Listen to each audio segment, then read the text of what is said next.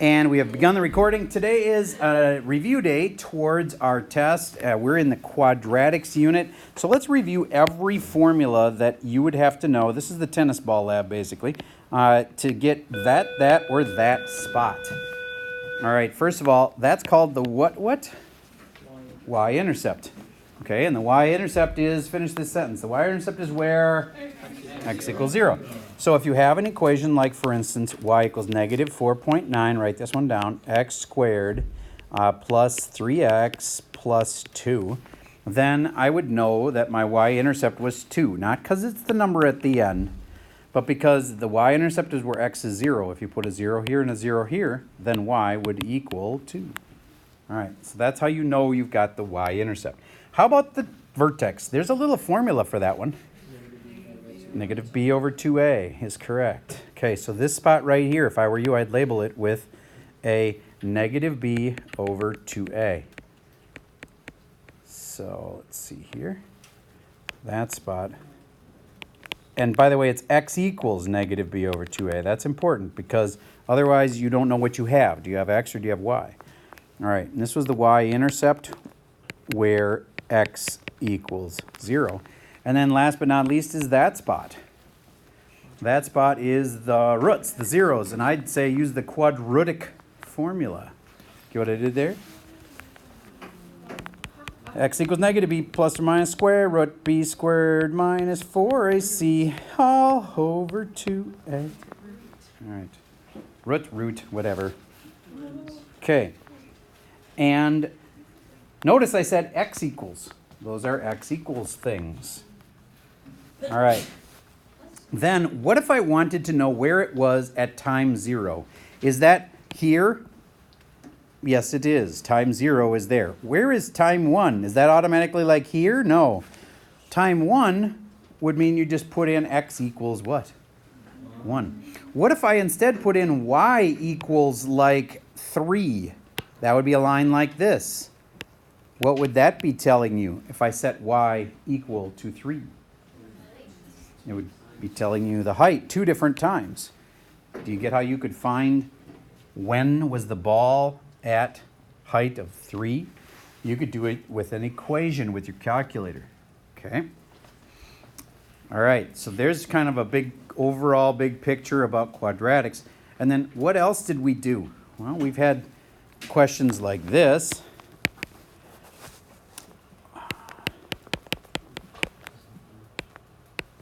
And you'd have to be able to say, what is the vertex of that?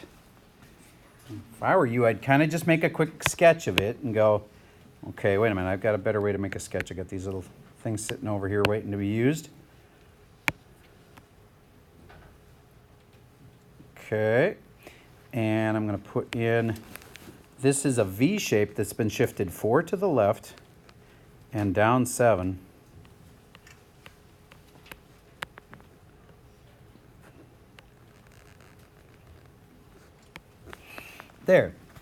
There's my absolute value graph. And what was its vertex? Oh, that spot, which was at, careful, not 4, negative 7. Negative 4, negative 7. Okay. And wouldn't that also be the spot that would start your increasing interval? Everybody write down what you think you'd write if I said, what is the increasing interval for this graph? Increasing interval.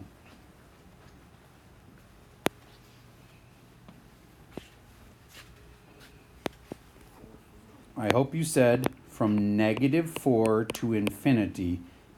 And is it increasing at the negative 4? This is one of those, I could argue it either way. I've just said use parentheses, but I wouldn't mark brackets. Wrong, unless you put it on infinity, because you can't touch infinity, that's for sure. Never use a bracket on infinity. So I just use parentheses. Okay, how could this be different? Well, let's say instead of saying y equals that, I just said that has to be equal to negative 5. Well, I'm going to show you what it would look like in a picture. I have this on the one side, and I have that on the other side. Do you get I just have a line at y equals negative 5? It would look like that. Do you get there's two answers for that? That's if I said they're equal. What if I said, when is absolute value of x plus 4 and then minus 7 less than or equal to? Well, then all of a sudden these two spots, which was where it used to be, just the answer was those two spots. Now we got to get into, okay, when are those two spots going to work? Those two spots were at -2 and -6. I would have a new number line. I would say my answers are either between -2 and -6, or they're outside of -2 and -6. I'd like you to try to figure out for a moment whether I should shade between them or shade outside of them. This is where I start to lose people sometimes. So my equation right now has been changed to less than or equal to. The absolute value is less than, means under the -5 in this little zone right here. That's where the absolute value is under the line. So it's inside, and so therefore you should shade here. Raise your hand if you shaded on the inside of that. Okay. All right, so the answer, final answer you could write would be that it would be between -6 and -2, and brackets. What's an easy way to tell that there were going to be brackets on that? It said or equal to in the problem. All right, now I kind of walked you through that one. Let's just throw one up here that see if you could handle it by yourself. I'm going to go to the next page. What if I said it's, nope, not y equals, sorry. I'm going to change that because I already passed that kind.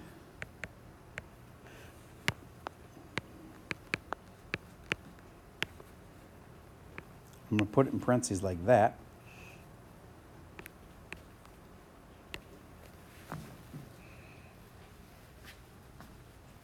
Figure out that answer. Absolute value of 3 times the quantity x minus 1 is less than or equal to 2. And my advice, think of it as two separate equations. That way you could kind of sketch it and see where they cross. And that'll start giving you the idea when you sketch it too, where is the absolute value less than the 2. All right, so the answer is a range of numbers. I will pause for a sec. Actually, technically it's a domain, but anyway, it's a little like this, -3 to 5 kind of thing, an interval. All right, so find me the answer. I'm going to pause while you give it a try. All right, this is the part where if you do it with a picture, you might get it, well, not a different answer, but it'll get a different looking answer for sure. I've got a V shape that has been moved to the right one and is stretched, vertically stretched with a factor of 3. So that would look something like that. Then here is my less than or equal to 2 coming through. And now the question is, where is the V shape less than or equal to 2? There and there. This is where it's equal to 2, right here and here, wherever they cross. That's the key spot. But then I can tell that the V is underneath it in the inside. So that means whatever my two numbers are, I'm going to shade the inside of them. Well, how the heck do you figure out what the two numbers are? That's where I would use algebra. Or, remember, graphing calculators are allowed in this test. You could have graphed both of them, see where they cross. And the x values of that would answer your question. Yes, sir? If we use our calculators, do we have to show work on the test? Yes, you do. Because otherwise, anybody who is going to cheat on the test would just say, but I used my calculator. Because you just look over at Keaton's paper and copy all the answers. And, you know, be a great system. I got to see the work. And so how do you show the work? Well, then you would show me exactly what the calculator screen looks like. Okay, and you would show me the exact points that you found, because the calculator is telling you both the x and the y, right? And that would be pretty much proof that the kid must have graphed it. And if somebody's copying you and copying all of your answers and work, then they were really wholesale willing to cheat. So it's going to make it a lot harder to catch that person, but they'd have to be staring at your paper for quite a while. Yes? Do you have to do the sketch? Do you have to do the sketch? No, you do not have to do the sketch. But there are times when it'll tell you to graph. In that case, you have to. But just to solve this question, no. In fact, I'll do it right now without the picture. But at least I know now that the absolute value is less than or under 2 between the two numbers. That's handy to know, because that part you have to do somehow. All right, now I'm going to just go back in time and erase the parts that I don't need if I'm going to do this without the graph. Okay, now I would have gone like this. 3x minus 1 is less than or equal to 2.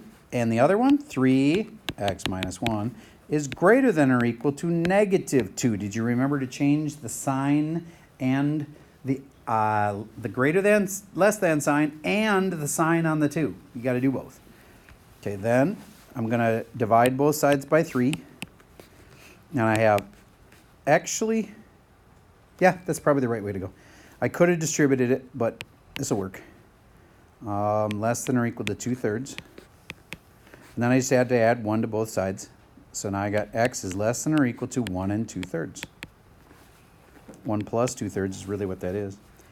Okay, divide by 3, divide by 3. X minus 1 is greater than or equal to negative 2/3. Plus 1, plus 1. X is greater than or equal to, what's negative 2/3 and a positive 1? A positive 1/3. There's my two answers. Those are my two spots, and I already know what's between them. But look, I don't even have to have a graph to do this. If I know that 1/3 would be on the left and 1 2/3 would be on the right, then I could have, since it says or equal to, so I'm going to fill in those spots, I could have looked at this and said, oh, it's going to go bigger than 1/3. That goes this way. And it's going to go less than 1 2/3. That's going to go this way. And so therefore it's where they overlap. And last but not least, if you're saying, God, I like to do this by testing the intervals, then you test something in there and make sure it really works. What is something nice that's between 1 2/3 and 1/3? 1. It would be easy to test 1. Always go back to the original and see, I think 1's supposed to work. So I put in a 1 and I see if it's really less than or equal to 2. And I get 0. Is 0 less than or equal to 2? Yeah, and therefore it worked, and therefore I know I shaded the right place. Raise your hand if you had that one right. Okay, awesome. Now, how do they get more complicated? What if you mix in an absolute value and a quadratic? All right, let's make them separate first, and then I'll put the absolute value on the quadratic for the most ultimate challenge. All right, so let's say I had an absolute value here, and I had a simple x squared here.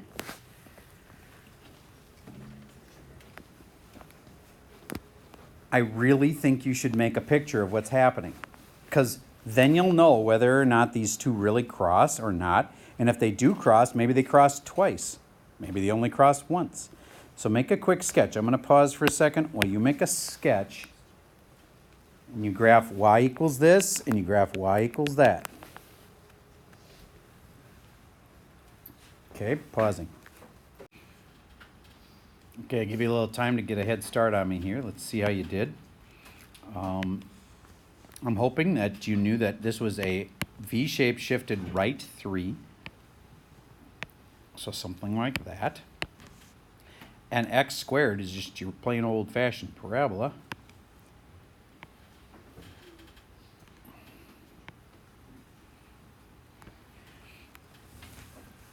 Now, do you see that I can see one spot they're going to touch, but do you see the other spot they're probably going to touch? All right. If I extend this one out a little further, probably see that, okay, those two will probably hit right there, and they're going to hit right here. So it looks like I'm looking for two answers. Now just figure out where those two spots are. This part, again, a calculator would be allowed. And it wouldn't be too bad of a way to go, because it's really easy to graph absolute value if you know where it is. And by the way, if you don't know where it is, hint, absolute value is the first thing alphabetically on your calculator. And so if you go to the catalog list, which is right above the 0, that's where absolute value lives. On the catalog list, right above 0. If you want to do this with algebra, here's the two equations.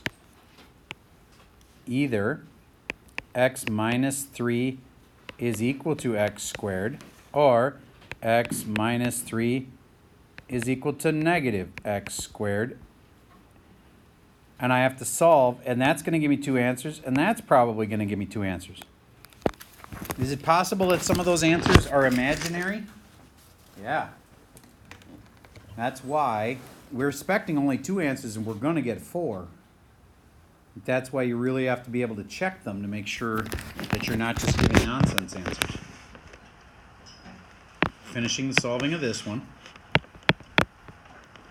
I'm going to move everything to the right side. So I'm taking away x, and I'm adding 3.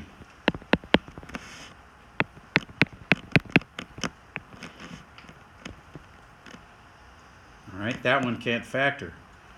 If you can factor it, you should, but what if it can't factor? Quadratic formula would work. All right, this one. I'm going to add x squared to both sides because I'm a cagey veteran who knows that I don't want to factor something with a lead number that's negative.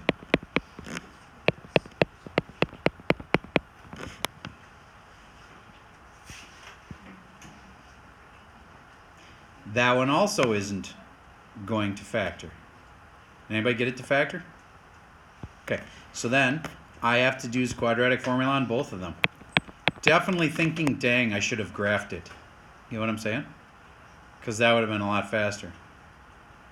All right, somebody graphed it. Raise your hand if you graphed it. Quite a few people. All right, when you graphed it, can you tell me what is the key sequence when you can see where they cross? What do you type to get where they intersect? Second, calculate. Intersect. Yes. And then you have to answer the 3 questions, which is, am I on one of the lines? Am I on one of the lines? Am I close? And you just basically get really close and hit enter, enter, enter, and the answers jump out. Can you tell me, Miss W, what the answer on, of the 2 answers is the one to the right? I didn't do the graph on this. I thought you meant. Oh, okay, okay. Sorry. All right, so did you do the graph on this? Yeah. What'd you get? 1.3, comma 1.7. 1.3 comma 1.7. Okay, and then which of those is the answer? 1.3. It's the x value that I care about. Okay, and then how about the other one? Mr. H, did you do it on the graph? Okay, what'd you get? Negative 2.3. Negative 2.3. 5.3. Comma 5.3. I'm glad you're giving me both just because it gives me a chance to remind people it's the x we care about. Do you get in the equation we didn't even have an x or a y? Sorry, we had only x's. That's why you know you want the x value because there wasn't even a y in the equation. I made one up, but all I care about is the x's, so there we go. I got positive 1.3 and negative 2.3. And then last but not least, if I had made this into a brutally hard R3, I could have said less than instead of equals. Then it really, but at this point, it wouldn't be that bad because I've already got my 2 answers. One of them's 1.3, one of them's negative 2.3. I would just have to decide whether I want to shade inside or outside. You know what I'm saying? And since if I'm saying I just make it less than or equal to, then I could fill in these 2 spots. And then where is the absolute value less than, hint, under the parabola? Where is the V shape under, below the parabola? On the outsides. That's the only difference then. Is you take your roots, the answers. Most people get these answers right. It's just about the shading. If I change this to a less than or a greater than, sometimes they shade the wrong way. How could you be sure? Test a point. The easiest things between these two is 0. If I stick in a 0 real quick, I get a negative 3. Absolute value is 3 equals or less than or equal to 0. That's not true, so therefore it didn't work in there. Yay. All right, listen close because you do have homework. Your homework is to just finish the 3 questions that we didn't do. Not on last night's homework. Last night's was too easy. Last night's was just regression, which I think you've got. It was the night before. So not last night's homework, but the night before. You need to finish that assignment. I had you skip a few. Now you got to go back and do them. That's your only homework for tonight, is to finish the homework from 2 nights ago. And that's all I have for you for today. That sounds familiar. If that was 2 days ago, yes. It was assigned on the 29th, if that helps.